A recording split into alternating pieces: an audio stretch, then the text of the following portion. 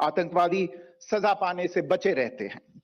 इसके अलावा पाकिस्तान ने इस मुद्दे पर विश्व और फाइनेंशियल एक्शन टास्क फोर्स जैसे अंतर्राष्ट्रीय मंचों को जानबूझकर गुमराह करने के लिए भी जाना जाता है। साजिद मीर का मामला, जिसमें इस आतंकवादी को पाकिस्तान ने मृत घोषित कर दिया था और फिर अंतर्राष्ट्रीय दबाव के परिणाम स्वरूप वो जीवित पाया गया, इसका सबसे स्पष्ट उदाहरण है। यह स्वाभाविक है कि पहलगाम में हुए इस हमले से जम्मू और कश्मीर के साथ साथ भारत के अन्य भागों में भी आक्रोश देखा गया। हमलों के बाद भारत सरकार ने स्वाभाविक रूप से पाकिस्तान के साथ संबंधों को लेकर कुछ कदम उठाए। आप सभी उन निर्णयों से अवगत हैं जिसकी घोषणा 23 अप्रैल को की गई थी।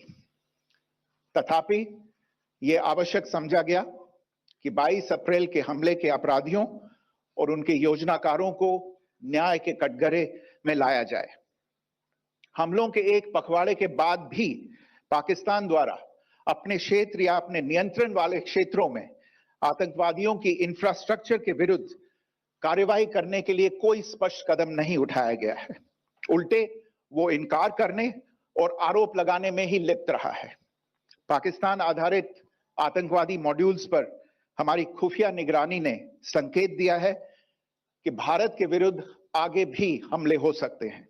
अतः इनको रोकना और इनसे निपटना दोनों को बेहद आवश्यक समझा गया।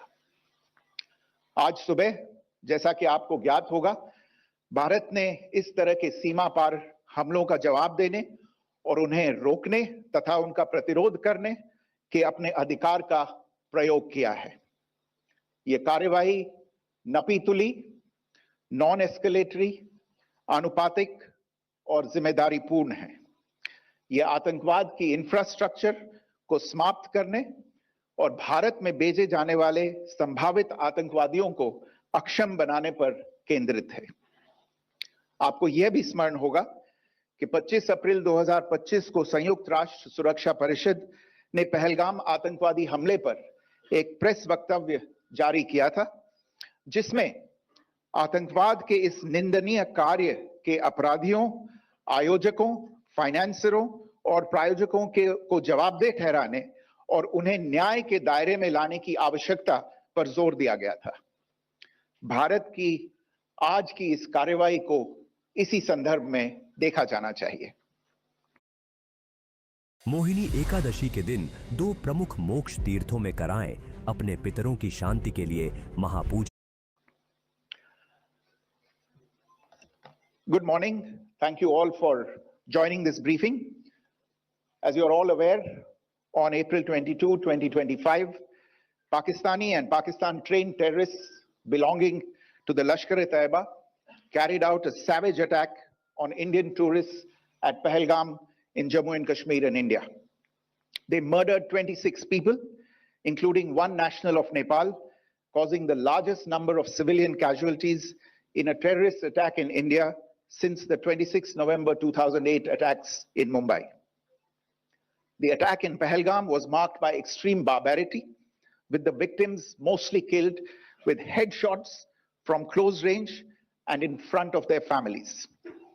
Family members were deliberately traumatized through the manner of the killing, accompanied by the exhortation that they should take back the message. The attack was clearly driven by the objective of undermining the normalcy returning to Jammu and Kashmir.